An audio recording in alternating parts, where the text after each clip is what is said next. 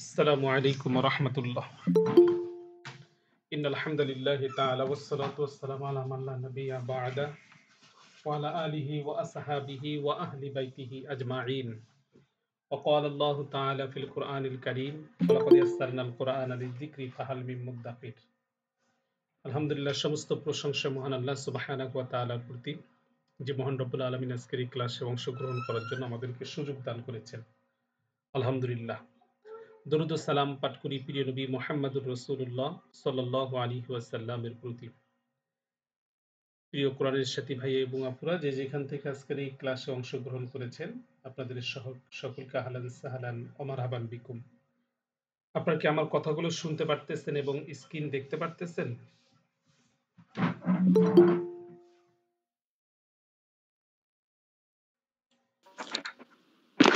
আসসালামু আলাইকুম। জি আলহামদুলিল্লাহ, দেখা যাচ্ছে। আলহামদুলিল্লাহ। আমরা গত দ্বিতীয় ক্লাসের আপনাদের কুইজের অ্যান্সার সেটা আমরা দিয়ে দিয়েছি, আপনারা দেখেছেন। আলহামদুলিল্লাহ, খুবই সুন্দর হয়েছে। ভুলের সংখ্যা খুবই কম। আলহামদুলিল্লাহ, আমি খুবই খুশি হয়েছি। অ্যান্সার শিটটা আপনাদেরকে যদি একটু দেখাই। আচ্ছা, তার আগে আমাকে বলেন যে কুইজ নিয়ে আপনাদের কারো কোনো জিজ্ঞাসা আছে কি?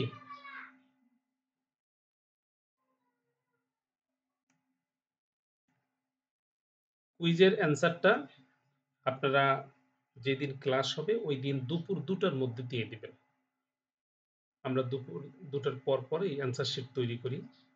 মাঝখানে আপনারা 2 দিন সময় পাবেন। এই 2 দিনের মধ্যে পড়াশোনা করে বুঝে শুনে এই অ্যান্সার শিট করবেন। এখানে আলহামদুলিল্লাহ সবাই ভালো করেছেন। আমাদের প্রশ্ন ছিল 14টি। তো আমরা ৭৪ ধরে প্রতিটি প্রশ্নের জন্য 5 মার্ক ধরে আমরা করেছি, খাতা কেটেছি। আচ্ছা, সর্বশেষ একজন দিয়েছেন নাহিদা আজমি আপু, দেখি আপনার ভুল আছে নাকি।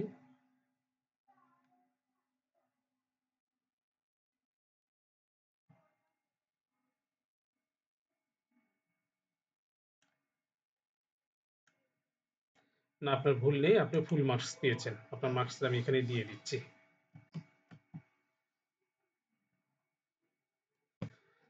আর হচ্ছে একটা প্রশ্ন, আপনারা যারা মোটামুটি কয়েকজন ভুল করছেন, এই প্রশ্নটা নিয়ে আমি একটু আলোচনা করতেছি। আমরা বলেছি আমাদের যে পিছনের ক্লাস থাকবে, সেই পিছনের ক্লাস থেকে একটা দুটা করে আমরা প্রশ্ন দেব। দেখেন এখানে বলা হয়েছিল যে নিচের কোন বাক্যটি সঠিক। তো আনতুম আবিদুনা এই বাক্যটি মূলত কারেক্ট ছিল, আর বাকিগুলো সবগুলোই ভুল ছিল। দেখেন যারা ভুল করেছেন তাদেরগুলো নিয়ে একটু আমি আলোচনা করি। যেমন একজন লিখছেন আংতা মুসলিমুনা। তো আংতা মুসলিমুনা এই বাক্যটি কেন ভুল হবে, মানে আমরা ভুল ধরেছি, কেউ একজন বলবেন। আসসালামু আলাইকুম। ওয়ালাইকুম আসসালাম ওয়া রাহমাতুল্লাহ। জি ভাই বলুন। হুজুর, আনতা হচ্ছে তুমি, এটা হচ্ছে একবচন। জি। আর মুসলিমুনা এটা হচ্ছে বহুবচন। একবচন আর বহুবচনের মিশ্রণ হবে না তাই। হ্যাঁ, এক বচন আর বহু বচনের মিশ্রণ হয়েছে। এক বচন কন্টাক্ট করবে এক বচনের সাথে, বহু বচন করবে বহু বচনের সাথে। যদি শব্দটি থাকতো আনতুম মুসলিমুনা, তাহলে বাক্যটি সঠিক হতো। যদি এরকম থাকতো আংতা মুসলিমুন, ওয়াও নুন যদি না থাকতো, তাহলে সেটাও বাক্যটি সঠিক হতো। বাকিগুলো নিয়ে আলোচনা আচ্ছা করার। বাবু, জি। আমি যে ভুল করছি এই প্রশ্নটা আমি খুঁজে পাচ্ছি না, কোনটাতে ভুল করছি। নাহনু এটা কি আচ্ছা, আপনার ভুল খুঁজে কিসে? না পেলে তাহলে আমাদের মানে দেখতে শীট দেখতে ভুল হয়ে গেছে। আপনি তাহলে ওই মার্কসটা পাবেন। আপুর নামটা একটু বলুন। সাদিয়া, সাদিয়া কোনটাতে ভুল করছি এটা বুঝতেছি না, এটা বলুন। এই যে আপনি ওইটাই ভুল করছেন। এই যে মানে আপনি লিখেছিলেন কোনটিই নয়, কিন্তু সঠিক উত্তর হবে হচ্ছে, দেখতে পারতেছেন, সঠিক উত্তর হবে আনতুম আবিদুনা। হ্যাঁ, আপনি উত্তর করেছেন কোনটিই নয়। তাই? বোঝা গেছে? জি জি, আচ্ছা। হ্যাঁ, আপনি 65 মার্কস পেয়েছেন, ওই একটার আপনার মার্কস কাটা গেছে। আচ্ছা, আর কারো কোনো জিজ্ঞাসা আছে এই কুইজ নিয়ে? আচ্ছা, আমাদের আসসালামু আলাইকুম রহমতুল্লাহ। ওয়ালাইকুম আসসালাম ওয়া রাহমাতুল্লাহ। জি, আমি আনোয়ারা বেগম বলতেছি। আমার কোনটা কোনটা ভুল হয়েছে একটু জানাবেন প্লিজ। হ্যাঁ, হ্যাঁ। আন্টি আপনাকে আমি আন্টি বলবো। আপনি কারণ হচ্ছে জি, জি। এই যে হ্যাঁ, রুশকা জি, আপনার জি। মা, তাই না? হ্যাঁ। জি, জি। আর তার চেয়ে আরো একটা বড় ব্যাপার আছে। আমার আম্মার নামও হচ্ছে আনোয়ারা বেগম। আচ্ছা, আলহামদুলিল্লাহ। অ্যা আমি দেখতেছি, দেখে বলতেছি আনোয়ারা বেগম এইটা। আচ্ছা, আপনার একটা ভুল হইছে সেটা আমি দেখতেছি।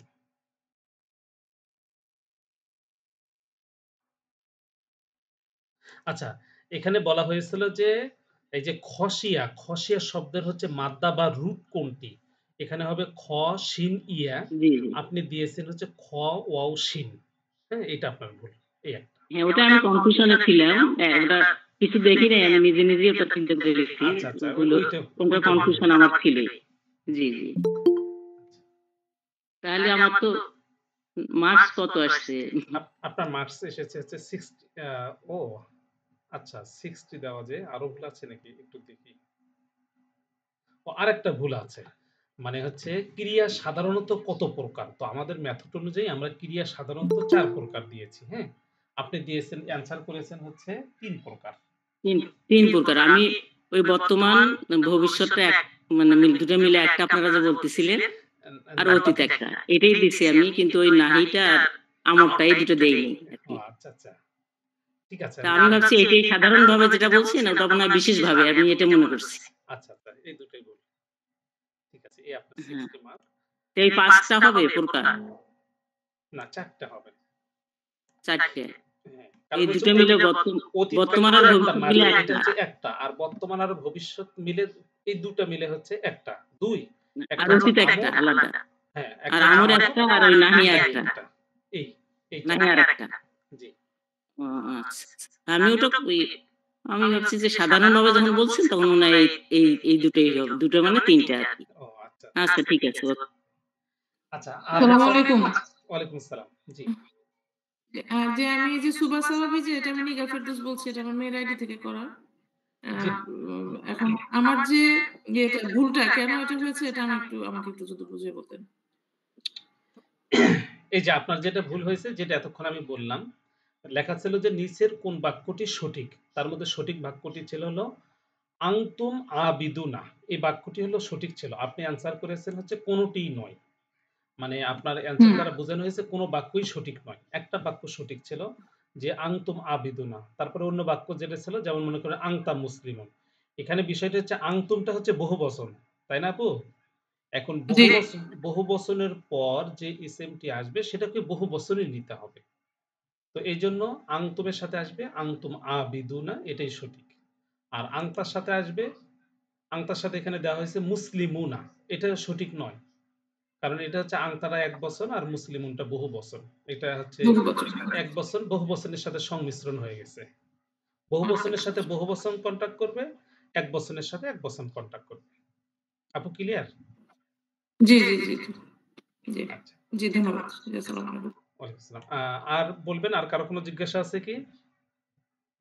আচ্ছা, যদি না থাকে আমরা ক্লাসে চলে যাচ্ছি। আমাদের আজকে ৩য় ক্লাস। ক্লাসটি অত্যন্ত গুরুত্বপূর্ণ। আমরা একটা হেডস আপ দিয়েছিলাম। আমি আশা করি আপনারা ওটা দেখে এসেছেন। এখন আমাদের আলোচনা করা সহজ হবে। তো ফেল বা ভার্ব এর অভ্যন্তরীণ অক্ষরের পরিচয়টা আমরা ১ম এ দেখব। ফেল বা ভার্ব এর মূল অক্ষর সাধারণত আমরা দেখে এসেছি ৩ টি হয়। কখনো ৪ অক্ষরের হতে পারে। তো ৪ অক্ষরের যদি কখনো মূল বা রুটটা হয়ে থাকে সেটার পরিমাণটা আরবিতে খুবই কম। তো আরবিতে ফেল বা ক্রিয়াটা ৩ হরফেরই হয়ে থাকে। তো ৩ অক্ষর বিশিষ্ট ফেল বা ভার্বের ১ম অক্ষরকে আমরা বলে থাকি ফা কালেমা। প্রথমটাকে আমরা বলে থাকি হচ্ছে ফা কালেমা। দ্বিতীয়টাকে আমরা বলে থাকি আইন কালেমা। আর তৃতীয় অক্ষর যেটা হয় সেটাকে আমরা বলে থাকি লাম কালেমা। তাহলে এখান থেকে আমরা বুঝলাম ৩ হরফ বিশিষ্ট যে ফেল হবে তার প্রথম যে হরফটি আসবে সেটাকে বলবো আমরা ফা কালেমা। দ্বিতীয় যেটা হবে সেটাকে বলবো আমরা আইন কালেমা এবং তৃতীয় যেটা হবে সেটাকে আমরা বলবো লাম কালেমা। এইটা এসেছে মূলত এই যে ফাআলা ওজনে। প্রথমেরটা ফা কালেমা, দ্বিতীয়টা আইন কালেমা এবং তৃতীয়টা লাম কালেমা। তাহলে এবার নাসরা, এই নাসরা শব্দটা নুনটা হবে ফা কালেমা, সরটা হবে আইন কালেমা এবং রটা হবে লাম কালেমা। তাহলে কেউ একজন বলবেন দরাবার এইটা দিয়ে কোনটি ফা কালেমা, কোনটি আইন কালেমা এবং কোনটি লাম কালেমা? আসসালামু আলাইকুম। ওয়ালাইকুম আসসালাম। হ্যাঁ বলুন। তাহলে দোয়ারটা কি কালেমা হবে? ফা কালেমা। র কোন কালেমা হবে? র র হবে আইন কালেমা আর বা হবে লাম কালেমা। আচ্ছা, তাহলে এখান থেকে কিভাবে আপনি ফা কালেমা, আইন কালেমা, লাম কালেমাটাকে নির্ণয় করলেন একটু বলেন। এখানে শব্দের মানে শব্দটার প্রথমে যে শব্দটা থাকবে দোয়াত, এটা হবে ফা কালেমা, আর পরে মাঝেরটা হবে আইন কালেমা, আর শেষ বর্ণটা হবে লাম কালেমা। তাহলে সামিয়া, এই সামিয়া শব্দের মধ্যে কোনটা ফা কালেমা, কোনটা আইন কালেমা, আবার কোনটা লাম কালেমা? এখানে শব্দ শুরুতে হইলো সিন, এটা হবে ফা কালেমা, আবার শব্দের মাঝখানে যে মিম আছে এটা হবে আইন কালেমা, আর আইন কালেমা হবে শব্দের শেষের দিকে, এটা হবে লাম কালেমা। মাশাআল্লাহ। তাহলে ৩ হরফ বিশিষ্ট যে সকল ফেলগুলো আসবে, প্রথম যেটা আসবে সেটাকে বলবো আমরা ফা কালেমা, দ্বিতীয় যেটা হবে সেটাকে আমরা বলবো আইন কালেমা, তৃতীয় যেটা হবে সেটাকে বলবো আমরা লাম কালেমা। এবার লাম আসলে কালেমা। রুট বা মাদ্দা, শব্দের মূল হরফকে রুট বা মাদ্দা বলে, এটা আমরা জেনেছি আগে। যেমন মনে করেন যে এখানে এসেছে আংজারা, তাহলে এই আংজরা শব্দটা এর হচ্ছে রুট বা মাদ্দা কে হবে নুন, জাল এবং র। তাহলে নুনটাকে বলবো আমরা ফা কালেমা, এটাকে বলবো আমরা ফা কালেমা, আর হচ্ছে জালটাকে বলবো হচ্ছে আমরা আইন কালেমা, আর লামটাকে বলবো হচ্ছে আমরা সরি রটাকে বলবো আমরা লাম কালেমা। এর রুট বা মাদ্দাকে, রুট বা মাদ্দা হচ্ছে নুন, জাল, র। এখন বলবেন তাহলে শুরুতে এই যে আলিফটা কেন আসলো, আলিফ বা হামজাটা কেন আসলো? এই হামজাটা হচ্ছে বাবের কারণে এটাই। বাবের কারণে। হ্যাঁ, এখন বাবের কারণে কেন আসলো আমরা যখন হচ্ছে বাবের ক্লাসটি করব তখন আমরা ওটা ক্লিয়ার হয়ে যাব ইনশাআল্লাহ তাআলা 6 নাম্বার ক্লাসে। এবার আসেন, তাহলে সাব্বাহা এর রুট বা মাদ্দা কি হবে বলেন তো? এটা সাব্বাহা, এই সিনটা হবে প্রথমে হবে ফা কালেমা, বাটা হবে আইন কালেমা, আর এই হা হবে লাম কালেমা। 3 নম্বর হরফ হবে হা, এটা হবে লাম কালেমা। মাশাআল্লাহ, সুন্দর হয়েছে। তাহলে রুট বা মাদ্দা হচ্ছে সিন বা হা। আচ্ছা, এই অংশটি আমরা আরেকজন থেকে একটু শুনবো। আরেকজন একটু হ্যান্ড রাইজ করবেন। আসসালামু আলাইকুম উস্তাদ।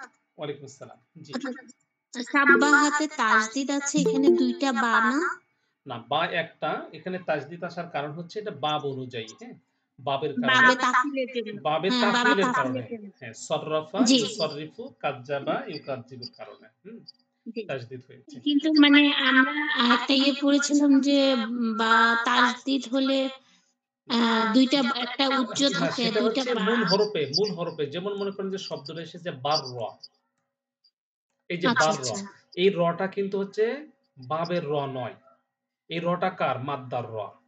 তাহলে যদি বলা যায় এর রুট বা মাদ্দাকে, তখন বলতে হবে বা, র এবং হচ্ছে র। র। বোঝা গেছে? জি জি জি আচ্ছা, উস্তাদ। জি জি। আলহামদুলিল্লাহ। একজন হ্যান্ড রাইজ করেছেন, তিনি একটু বলবেন। হ্যাঁ, আচ্ছা, আপনি বলবেন যে এই যে নাসরা, আচ্ছা এই শব্দগুলো ব্যতীত আমি আরেকটা শব্দ দেই, সেটা যেমন মনে করেন কাফফারা। আসসালামু আলাইকুম। জি আপু, বলবেন কাফফারা শব্দের হচ্ছে রুট বা মাদ্দা কি হবে? কাফ। আসসালামু আলাইকুম। ওয়ালাইকুম আসসালাম ওয়া রাহমাতুল্লাহ। জি, আমি শুনতে পারতেছি। বলেন কাফফারা কাফ শব্দ। হবে ফা কালেমা, হ্যাঁ, ফা আইন কালেমা এবং ফা র আইন হবে কালেমা। লাম কালেমা। মাশাআল্লাহ। এটা সহজ বিষয়, একেবারে সহজ। ৩ হরফ বিশিষ্ট। প্রথমটাকে আমরা বলবো ফা কালেমা, মাঝেরটাকে বলবো আইন কালেমা এবং শেষেরটাকে আমরা বলবো লাম কালেমা। আপনারা মনে রাখবেন, পরবর্তীতে এটা আমাদের কাজে লাগবে। আচ্ছা, এবার চলুন আমরা দেখব ফেলুল মুদারি, যে মুদারিটা নিয়ে আমরা এত কথা বলেছি।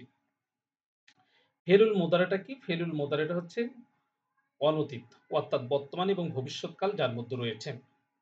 দেখেন, আমরা যদি শরিয়া ভিত্তিক এর একটা ব্যাখ্যা দেই, তাহলে ব্যাখ্যাটা এইভাবে আমরা দিতে পারি যে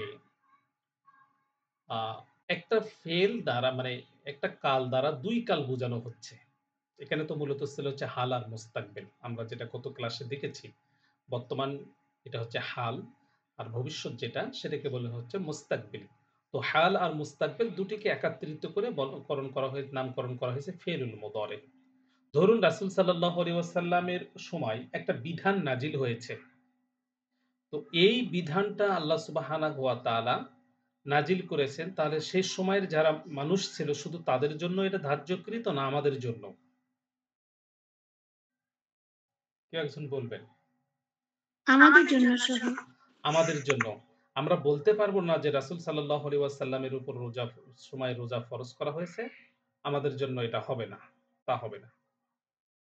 তার মানে বোঝানো হচ্ছে রাসূল সাল্লাল্লাহু আলাইহি সাল্লামের উপর সময়ে যা কিছু বিধান এসেছে তার সময় ছিল, ওই সময়টা ছিল হচ্ছে কোরআন নাজিলের বর্তমান সময়। আমরা বর্তমান আমাদের সময় যেটা এসেছে এটা হচ্ছে ভবিষ্যৎ সময়। তার মানে এই যে ফেলুল মুদারের দ্বারা যে দুটি কাল বোঝানো হয়, এর দ্বারা বোঝা গেল ইসলামী শরীয়তের একটা ভিত্তি মানে মজবুত হয়েছে এর দ্বারা। যে রাসূল সাল্লাল্লাহু আলাইহি সাল্লামের সময় যে বিধানটা ছিল সে সময়ও সেটা কার্যকর, আমাদের সময়েও সেটা কার্যকর। যাই হোক, আমরা মনে রাখবো ফেলুল মুদারের দ্বারা হচ্ছে বর্তমান এবং ভবিষ্যৎ দুটি বোঝায়। আচ্ছা, বর্তমান ও ভবিষ্যৎ কালের ক্রিয়া পরিভাষায় বর্তমান ও ভবিষ্যৎ কালের সংঘটিত যে কোনো কাজকে ফেলুল মুদারে বলে। তাহলে এর অর্থটা আমরা কি করব?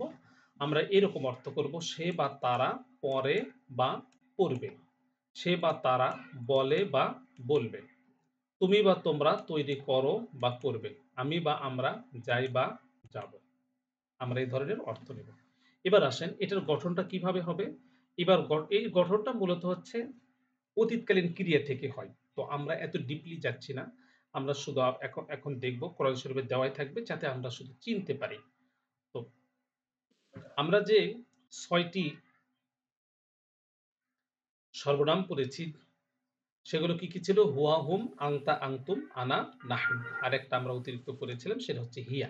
এবার দেখেন হওয়ার জন্য যে ক্রিয়াটি গঠিত হবে অতীতকালীন ক্রিয়া, সেটা কি থাকবে? শুরুতেই একটা থাকবে ইয়া, আর হচ্ছে প্রান্তিকে থাকবে পেশ। তাহলে শুরুতে আমরা পাবো একটা ইয়া এবং প্রান্তিকে পেশ। হওয়ার জন্য অতীতকালীন যে ক্রিয়াটি গঠিত হবে শুরুতে থাকবে ইয়া এবং প্রান্তে থেকে পেশ। যেমন ইয়াকুলু, সে বলে বা বলবে, ইয়াকুনু, সে হয় বা হবে, ইউকমিনু, সে ঈমান আনে বা আনবে। শুরুতে কি আসলো? শুরুতে এসেছে হচ্ছে ইয়া এবং প্রান্তিকে এসেছে পেশ। এরপর ২ নাম্বার দেখেন হুমের জন্য যে অনতীতকালীন ক্রিয়া। হুমের জন্য যে অনতীতকালীন ক্রিয়াটি গঠিত হবে তার শুরুতে থাকবে হচ্ছে ইয়া এবং হচ্ছে প্রান্তিকে থাকবে ওয়াও নুন। যেমন ইয়াকুলুনা, দেখেন শুরুতে ইয়া এসেছে এবং অতিরিক্ত ওয়াও নুন যুক্ত হয়ে এটাকে বহু বচনকরণ করা হয়েছে। তাহলে ইয়াকুলুনা, তারা বলে বা বলবে, ইয়াকুনুনা, তারা হয় বা হবে, ইউকমিনুনা, তারা ঈমান আনে বা আনবে। আংতা, আংতার জন্য যে ফেলটি গঠিত হবে অনতীতকালীন ক্রিয়া, তার হচ্ছে শুরুতে থাকবে তা এবং প্রান্তিকে থাকবে পেশ। যেমন তাকুলু, তুমি বলো বা বলবে, তাকুলু, তুমি হও বা হবে, তুকমিনু, তুমি ঈমান আনো বা আনবে। আংতুমের জন্য যে অনতীতকালীন ক্রিয়াটি গঠিত হবে তার শুরুতে থাকবে তা এবং প্রান্তিকে থাকবে ওয়াও নুন। যেমন তাকুলুনা, তোমরা বলো বা বলবে, তাকুনুনা, তোমরা হও বা হবে, তুকমিনুনা, তোমরা ঈমান আনো বা আনবে। আনার জন্য যে অনতীতকালীন ক্রিয়াটি গঠিত হবে তার শুরুতে কি থাকবে? শুরুতে থাকবে একটা আলিফ এবং প্রান্তিকে থাকবে পেশ। যেমন আকুলু, আমি বলি বা বলবো, আকুনু, আমি হই বা হব, উমিনু, আমি ঈমান আনি বা আনব। নাহনুর জন্য অনতীতকালীন যে ক্রিয়াটি গঠিত হবে তার শুরুতে থাকবে একটা নুন। মনে রাখবেন যে আনার শুরুতে যে আলিফ আছে এই জন্য অনতীতকালীন ক্রিয়ার শুরুতে যে ফেলটি গঠিত হবে সেটা থাকবে আলিফ। নাহনুর শুরুতে নুন আছে এই জন্য অনতীতকালীন যে ক্রিয়াটি গঠিত হবে তার শুরুতে থাকবে নুন, প্রান্তিকে থাকবে পেশ। যেমন নাকুলু, আমি বলি বা বলবো, নাকুনু আমি হই বা হব, নু মিনু আমি ইমান আনি বা আনবো। এখন হিয়ার জন্য যে ফেলটি গঠিত হবে অনতীতকালীন, সেটা শুরুতে থাকবে হচ্ছে একটা তা এবং প্রান্তিকে থাকবে পেশ। যেমন তাকুলু তুমি বলো বা বলবে, সরি সে বলে বা বলবে, তাকুনু সে হয় বা হবে, তুমিনু সে ইমান আনে বা আনবে। এখন এই যে এখানে আমরা যে চিহ্নগুলো দেখতে পারলাম ইয়া, তা, আলিফ, নুন, এগুলোকে বলা হয়ে থাকে হচ্ছে আলামতে মোদার। আলামতে মোদারে এটা হচ্ছে মূলত কয়টি? 4টি। এটা আমরা একটা শব্দ দ্বারা মনে রাখতে পারি। এই শব্দটা মনে রাখবেন আপনারা, আতাই না, আলিফ, তা, ইয়া, নুন। তো আলিফ আসে কোথায়? আলিফ আসে হচ্ছে শুধু আমি তথা আনার জন্য। আর নুন আসে কোথায়? নুন আসে আমরা তথা নাহানুর জন্য। তা আসে কোথায়? তুমি আর তোমরার জন্য আসে তা, সে বা তারা এর জন্য আসে ইয়া। আচ্ছা, এখন এই অংশটা একজন একটু রিপিট করবেন।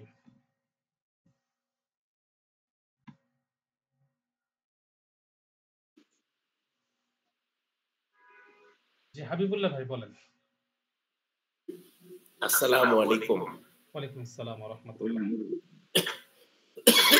অনতীত, বর্তমান ও ভবিষ্যৎকালের ক্রিয়ার ব্যবহার হওয়ার জন্য যে অনতীতকালের ফিল্ডটি আসবে তার শুরুর চিহ্ন হচ্ছে ইয়া এবং প্রান্তিক চিহ্ন হচ্ছে পেশ। যেমন ইয়াকুলু সে বলে বা বলবে।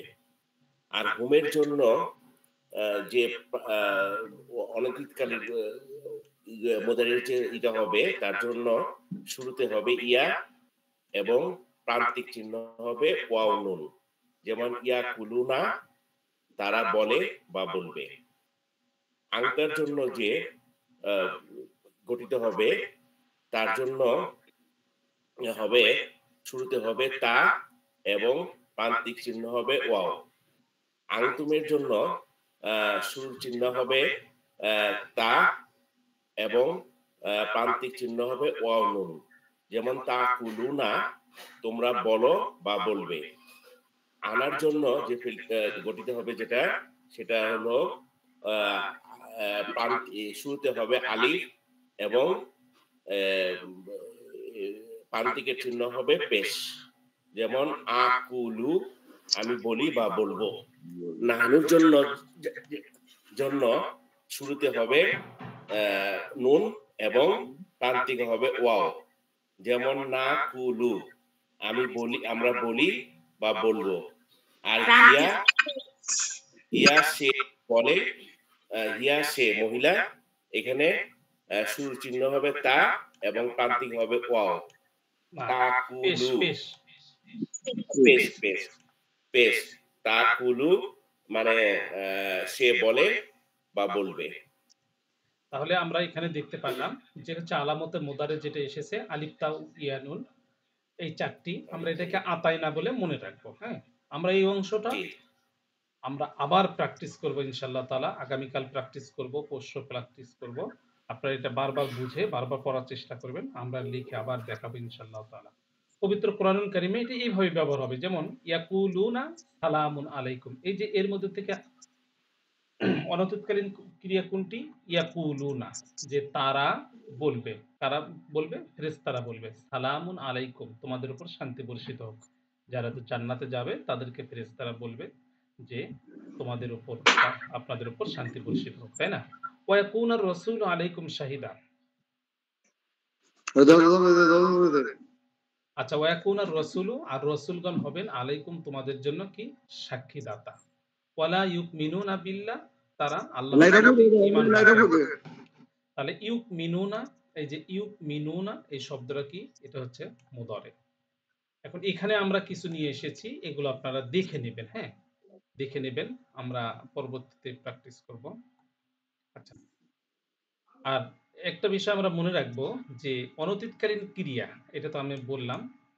আচ্ছা, এই 2 নাম্বারটা বলি। আরবি ক্রিয়া ভার্বের শুরুতে যদি আলিফ লাম আসে তাহলে শেষে 2 জবর 2 জের 2 পেশ। আচ্ছা, এখানে যে বিষয়টা বোঝানো হচ্ছে যে আরবি ক্রিয়া চিনার উপায়, যদি কোনো শব্দে শুরুতে আলিফ লাম থাকে, শেষে যদি তানবিন থাকে এবং প্রান্তিকে যদি গোলতা থাকে, তাহলে আমরা কি বলবো? সেটাকে আমরা হচ্ছে ফেল বলবো না, ক্রিয়া বলবো না, ওটা হচ্ছে একটা নন ভার্ব। তাহলে যার যে শব্দের মধ্যে আলিফ লাম থাকবে না, তানবিন থাকবে না, গোলতা থাকবে না, সেটা হচ্ছে ভার্ব। আর যদি থাকে সেটাকে আমরা বলবো হচ্ছে নন ভার্ব, এই কথাটা। আচ্ছা,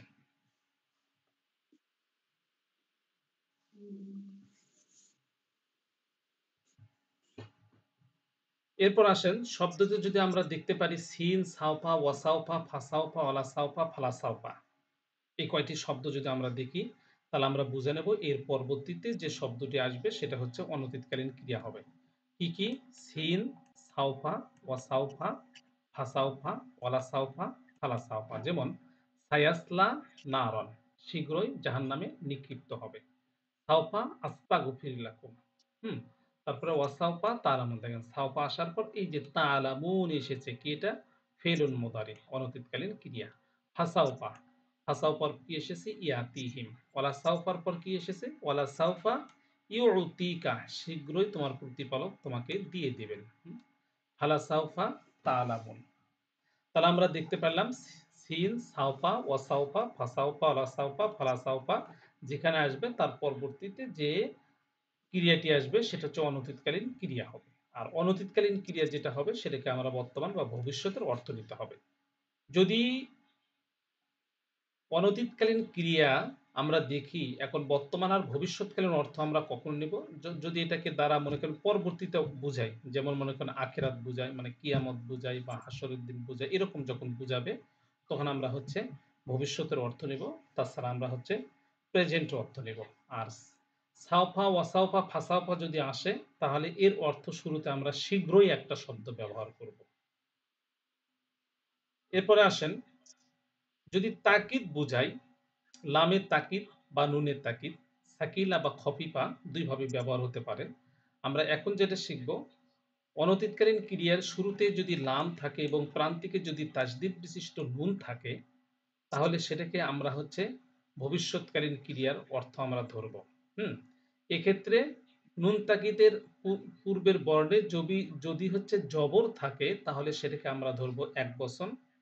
আর যদি হচ্ছে নুন সাকিন মানে নুন সাত্তা অর্থাৎ তাজদিদ বিশিষ্ট নুনটার পূর্বে যদি কি থাকে, পেশ বিশিষ্ট হরফ থাকে, তাহলে সেটাকে আমরা ধরবো বহু বচন। আমি আবার বলছি, শব্দের শুরুতে যদি লাম আসে এবং প্রান্তিকে যদি তাজদিদ বিশিষ্ট নুন আসে সেটা লামের তাকিদ বা নুনের তাকিদ হবে। এটা অবশ্যই অর্থ নিতে হবে। এক্ষেত্রে এক বচন এবং বহু বচনটা চেনার উপায় হলো যে তাজদিদ বিশিষ্ট যে নুন আসবে তার পূর্বের হরফটি যদি জবর বিশিষ্ট হয় তাহলে সেটা হবে এক বচন। আর তাজদিদ বিশিষ্ট নুনটার পূর্বে যে হরফটি থাকবে সেটা যদি পেশ বিশিষ্ট হয় তাহলে সেটা হবে বহু বচন। যেমন লা ইয়ানসুরান্না, এখানে দেখেন এই যে লাল কালি করা রটা যেটা আছে এটা হচ্ছে নুনের পূর্বের হরফ, সুতরাং এটা আছে কি বিশিষ্ট? জবর বিশিষ্ট, সুতরাং এটাকে আমরা বলবো হচ্ছে এক বচন।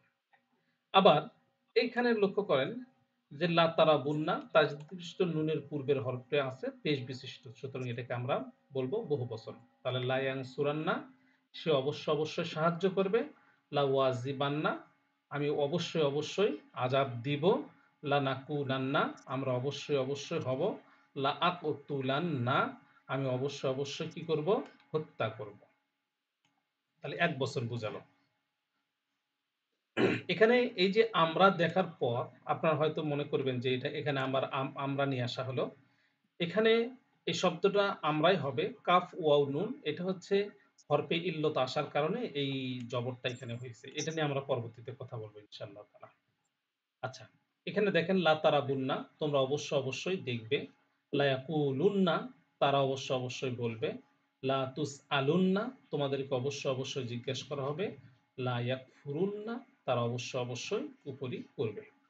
এই যে পরবর্তী যে অংশটা আমি বললাম এই অংশটা একজন একটু রিপিট করবেন। আমিরা আপু বলেন। জি, অনতীতকালীন ক্রিয়ার পূর্বে যদি লাম তাকিদ থাকে এবং শেষে যদি নুন তাকিদ থাকে তাহলে এটা অবশ্যই ভবিষ্যতের অর্থ তৈরি হয়। এই এক্ষেত্রে নুন তাসদিদের আগের হরফে যদি জবর থাকে তাহলে তা হবে এক বচন বুঝাবে। আবার যদি নুন তাসদিদের আগে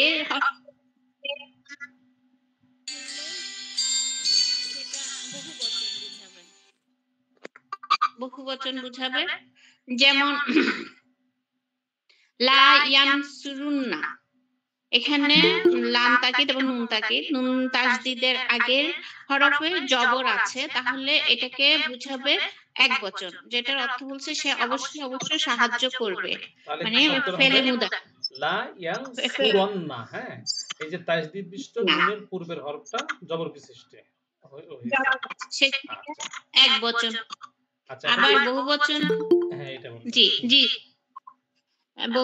লা তারুন্না, তোমরা অবশ্যই অবশ্যই তারুন। এখানে নুন তাসদিদের আগের হরফে পেশ আছে, সেই জন্য এটা বহুবচন হবে। বহুবচন হবে, মাশাআল্লাহ। তাহলে আমরা এক বচন এবং বহুবচনটা কিভাবে হবে এটা আমরা দেখলাম। তো আমাদের মূলত হচ্ছে 3 নাম্বার ক্লাসটা এইটাই। এটা আপনাদের ভিডিও দিব, আপনারা দেখে দেখে বারবার শুনবেন এবং আমরা আগামীকাল এবং পরশু প্র্যাকটিস করব। আমরা 5 নাম্বার ক্লাস পর্যন্ত আমরা 2টা করে হচ্ছে প্র্যাকটিস দেব, তারপরে আমরা 1টা করে প্র্যাকটিস দেব ইনশাআল্লাহ তাআলা। আচ্ছা, এখন আমরা একটু ভার্বগুলো পড়ব। আমরা যে প্রতি ক্লাসে ভার্বগুলো পড়ি সেই ভার্বগুলো পড়ব। আমাকে বলবেন যে আজকের ক্লাসে কারো কোনো জিজ্ঞাসা থাকলে ক্লাস শেষে আমি ডাকবো, বলবেন। আচ্ছা, আজকে যে ভার্বটা আমরা পড়বো সেটা হচ্ছে কি, প্রথম ভার্বটা হচ্ছে কাফারা। কাফারা শব্দের অর্থ মানে অস্বীকার করা। তাহলে হুয়ার জন্য কাফারা, হুমের জন্য কাফারু, আংতার জন্য কাফারতা, আংতুমের জন্য কাফারতুম, আনার জন্য কাফারতু, আর নাহানুর জন্য কাফারনা। তাহলে আজকে যে আমরা অনতীতকালীন ক্রিয়া করেছি তাহলে ইয়াকফুরু, ইয়াকফুরুনা, আংতার জন্য তাকফুরু, আংতুমের জন্য তাকফুরুনা, আনার জন্য আকফুরু, নাহনুর জন্য নাকফুরু। এরপর আসেন যা আ। যা শব্দের অর্থ কি? যা শব্দের অর্থ হচ্ছে আশা। যেমন যা আ, যা উ, জিইতা, জিতুম, জিতু, জিনা। পবিত্র কোরআনুল কারিমে এই যা শব্দটার অনতীতকালীন ক্রিয়া নেই।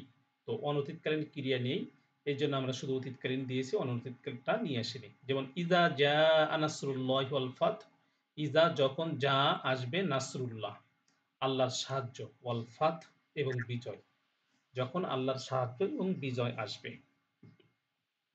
এই শব্দটা আসেন, এই শব্দটা হচ্ছে কাফফারা। কাফফারাটা কি? আমাদের হচ্ছে আমরা যদি কোনো ওয়াজিব যদি আমাদের ভঙ্গ হয়ে যায়, আমরা সেটা কি করি? আমরা কাফফারা আদায় করে থাকি। সেই কাফফারাটাই হচ্ছে এই কাফফারা। কাফফারা মানে হচ্ছে মার্জনা। কাফফারা, কাফফারু, কাফফারতা, কাফফারতুম, কাফফারতু, কাফফারনা। আর অনতীতকালীন ক্রিয়া কি হবে? হুয়ার থেকে ইউকাফিরু, ইউকাফিরুনা, তুকাফিরু, তুকাফিরুনা, উকাফিরু, নুকাফিরু। এরপরে শব্দটা দেখি আমরা, আমিলা। ওই যে কাজ করা, আমরা যে আমল করি সেই শব্দটা আমিলা বাবে সামিয়া থেকে এসেছে। আমরা 6 নম্বর ক্লাসে যা দেখব বাপটা কি কাকে বলে। তাহলে আমিলা, আমিলু, আমিলতা, আমিলতুম, আমিলতু, আমিলনা। তাহলে অনতীতকালীন ক্রিয়াটা যদি আমরা দেখি, হওয়ার জন্য ইয়া আমালু, হুমের জন্য ইয়া আমালুনা, আংতার জন্য তা আলামু, আংতুমের জন্য তা আলামুনা, আনার জন্য আলামু, আর নাহনুর জন্য না আলামু। এরপরে শব্দটা আসেন সর্বশেষ শব্দ, এটা আপনারা জানেন, খলাক শব্দের অর্থ হচ্ছে সৃষ্টি করা। তাহলে খলাক সৃষ্টি করা, এর মাদ্দা বা রূপটা হচ্ছে খ, লাম, কফ। হওয়ার জন্য খলাক, হুমের জন্য খলাকু অতীতকালীন ক্রিয়া, আংতার জন্য খলাক্তা, আংতুমের জন্য খলাক্তুম, আনার জন্য খলাক্তু, নাহানুর জন্য খলাক না। আর অনতীতকালীন ক্রিয়া যদি আমরা দেখি তাহলে হওয়ার জন্য ইয়াখলুকু, হুমের জন্য ইয়াখলুকুনা, আংতার জন্য তাখলুকু, আংতুমের জন্য তাখলুকুনা, আনার জন্য আখলুকু, আর নাহনুর জন্য নাখলুকু। এই তো এগুলো ছিল আমাদের হচ্ছে ফেল বা ক্রিয়া, আপনারা দেখবেন ভালো করে। আর আমরা একটা এখন হচ্ছে নন ভার্ব যেগুলো রয়েছে, নন ভার্ব হচ্ছে আমরা 15টা দেখব। হ্যাঁ, আন শব্দের অর্থ হচ্ছে হতে, এটা আমরা প্রথম দিনই পড়েছি। আন শব্দের অর্থ হচ্ছে হতে, থেকে, সম্পর্ক। আরদুন, আরদুন শব্দের অর্থ হচ্ছে পৃথিবী, আর এর বহু বচন হচ্ছে আরদিয়ুন। আপনি বলবেন যে পৃথিবীর তো আরো অন্য পৃথিবী নেই, কিন্তু এটা কবিতায় মানে কবিরা বর্ণনা করে থাকেন আর কি।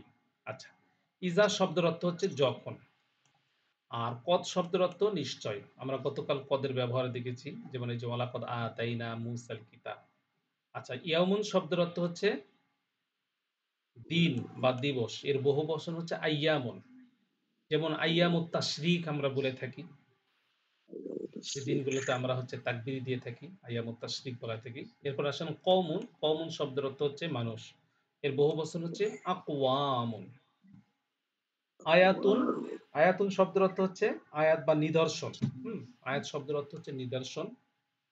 যেমন কাম আতাইনাহুম মিন আয়াতিন বাইনাত। কাম আতাইনাহুম, আমি তাদেরকে দিয়েছি, যে কি দিয়েছি, কত সুস্পষ্ট কি দিয়েছি, নিদর্শন। মিন আয়াতিন বাইনাত, সুস্পষ্ট নিদর্শন দিয়েছিলাম। আচ্ছা, আন্না শব্দের অর্থ কি? আন্না শব্দের অর্থ হচ্ছে নিশ্চয়, এটা আমরা জানি। কুল্লুন মানে হচ্ছে সমস্ত, অর্থাৎ প্রত্যেক।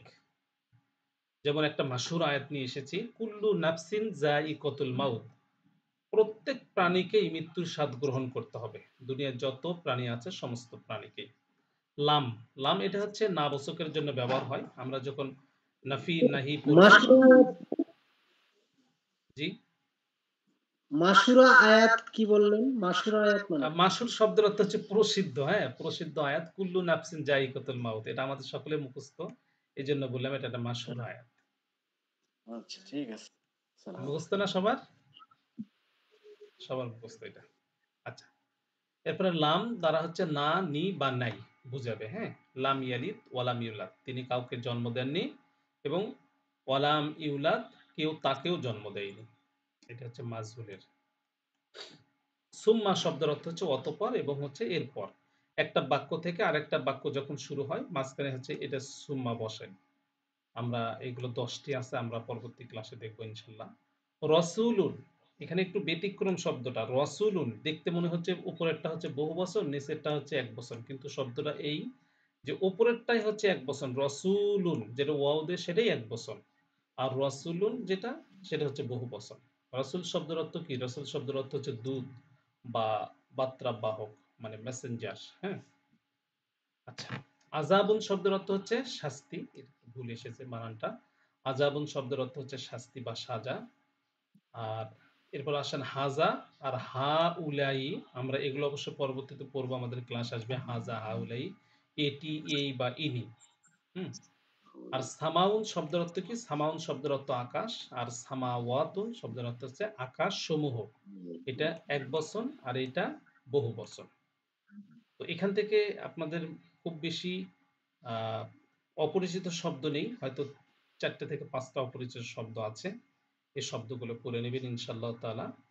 এখন আমাকে বলবেন যে আমাদের হচ্ছে সম্পূর্ণ ক্লাসের উপর আপনাদের কোনো জিজ্ঞাসা আছে নাকি, আমাদের এই 3 নাম্বার ক্লাসের উপর?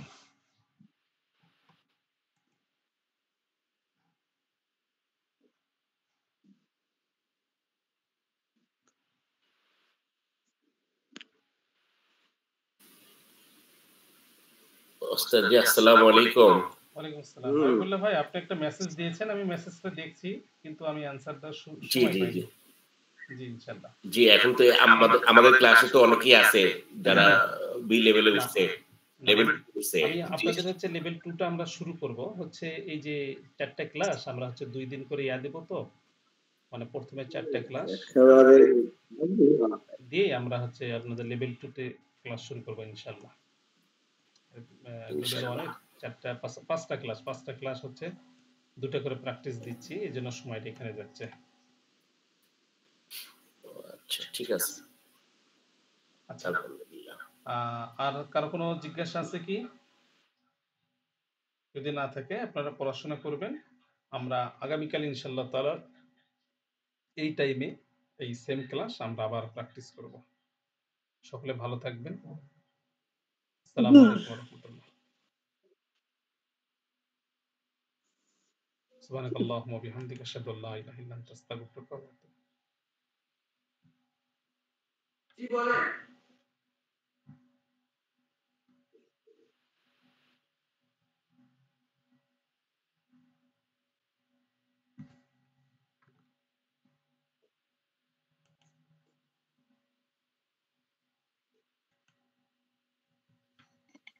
সাদিয়া আপু কিছু বলতে চাইছিলেন?